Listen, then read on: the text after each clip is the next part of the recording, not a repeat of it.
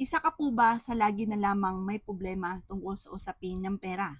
Bagamat ikaw ay masipag at matyaga, pero parang sa wala't-wala ang pagiging masipag at matyaga.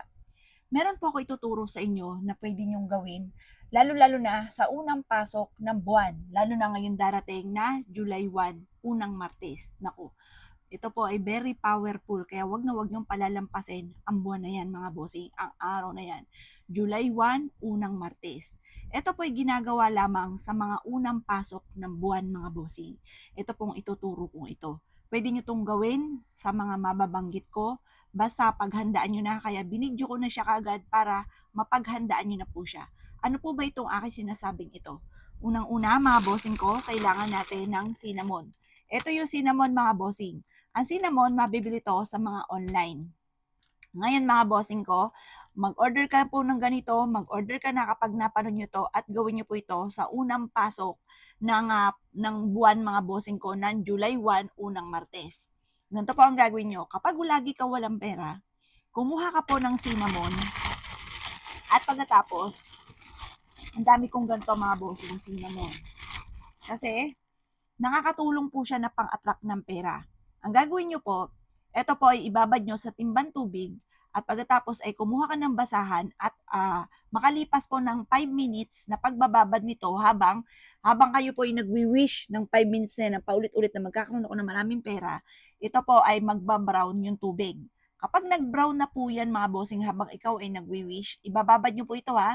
Pwede rin naman na pakuluan nyo po siya para mabilis. Ngayon, habang nagpapakulo ka nito, nagwi-wish ka pa rin. Binubukas sa bibig na, inaalis na lahat ng kamalasan ko, lalo na sa pera, at imbis sa kamalasan ay puro kaswertehan ang darating sa akin. At pagkatapos po niyan, yung pinagpakuluan ay ilagay nyo sa timbang tubig na may kalahating timbang tubig para hindi po mainit masyado. Ngayon pa, mga bossing, or kaya kung meron kang map, yung mainit na tubig na to, ilagay sa timbang tubig, lagyan pa rin po kasi baka sobrang mainit. Yan po ay ipapang-map po natin na may umuusok-usok. Yan po, mga bossing ko, yung nag-aalis or nagtataboy ng mga bad spirit na siya nagiging dahilan kung bakit lagi kang walang pera. Kaya kapag lagi kang walang pera, ito gagamitin niyo po ito. Lalo na sa mga unang pasok, mga bossing ko, ng buwan. Para ngayon darating na July, siksik-liglig at tumapot, maraming blessing ang dumating sa inyo. Kapag napanood nyo ito ngayon, wala ka cinnamon, bumili ka na. Para po bago sumapit ang July 1, unang Martes ay meron ka ng cinnamon.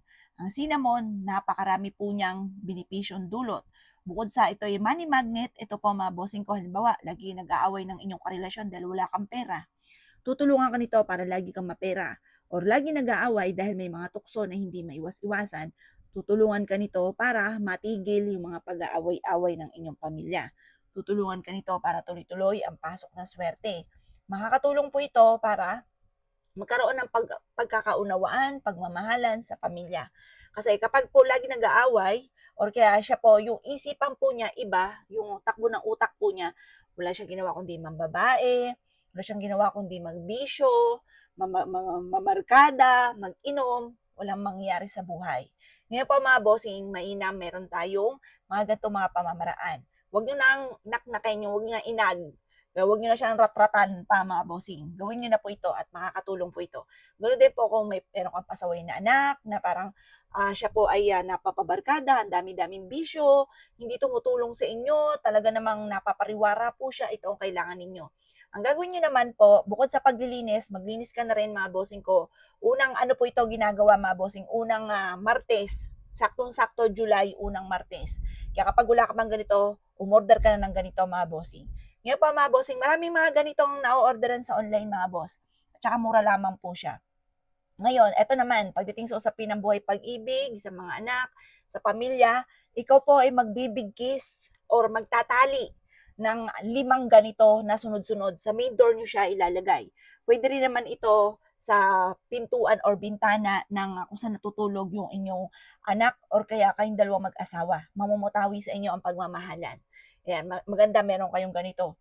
Or kaya kung ikaw po ay gusto niyo madagdagan yung kita ninyo sa inyong negosyo, sa inyong trabaho, gusto mo magkaroon ng increase na kita, may inam na mag-unan ka ng ganito, isang stick na ganito sa ilalim ng unan, ilagay niyo po siya. At makakatulong din po ito para kayo po, mga bossing ko, ay kumbaga mag-increase ang inyong kaperahan.